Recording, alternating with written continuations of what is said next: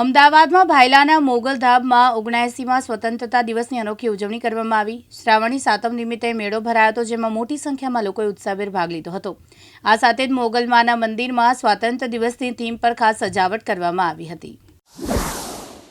મોગલમાં જય મોગલમાં મોગલધામ ભાયલા દિલીપસિંહ આજે ત્રિવેણી સંગમનું જે આયોજન થઈ રહ્યું છે, જેમાં માં મોગલનું મંદિર છે, શ્રદ્ધાનો વિષય છે। તેમાં શ્રી કૃષ્ણ ભગવાનનો આજે જન્મદિવસ આવતીકાલે થવાનો છે, એનો ઉત્સવ પણ એટલો અનેરો છે। આપ જોઈ શકો છો કે જે કૃષ્ણ ભગવાનનો જ્યારે જન્મ થયો અને જે પ્રકારની સ્થિતિ હતી એ આજે લોકોના જીવનની અંદર દેખાય એ રીતનું આયોજન કરેલું છે। એવી અમારી ગીર સોમનાથની ટીમે ખૂબ જ મહેનત કરીને આ કરેલું છે।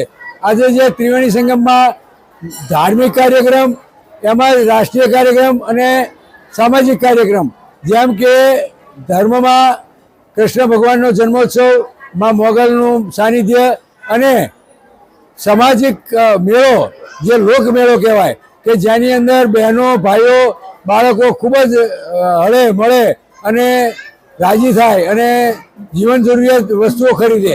એવી જ રીતે રાષ્ટ્રીય કાર્યક્રમની અંદર 15મી ઓગસ્ટ જે પ્રજાસત્તાક દિન કહેવાય છે, આપણને 79મો આજે પ્રજાસત્તાક દિન છે, એની પણ ઉજવણી સાથે થઈ રહી છે।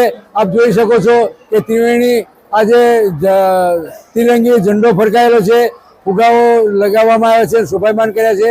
હું એમ કહું કે માતાજીના મંદિરે કૃષ્ણ જન્મોત્સવનું ઓછું પેલું મહાત્મ્ય હોય છે, પરંતુ અમે એવું માનીએ કે અમારી માં મોગલ એ મોગલમાં ધીંગો ધણી, મારી માં મોગલ માને બાપ, કે માં મોગલ પણ છે અને બાપ પણ છે, દેવો પણ હાજર છે અને માં પણ હાજર છે, એવું માની અને અમે આવા ઉત્સવો અહીં કરીએ છીએ, જેનાથી લોકોને પ્રેરણા થાય, ધર્મમાં શ્રદ્ધા વધે।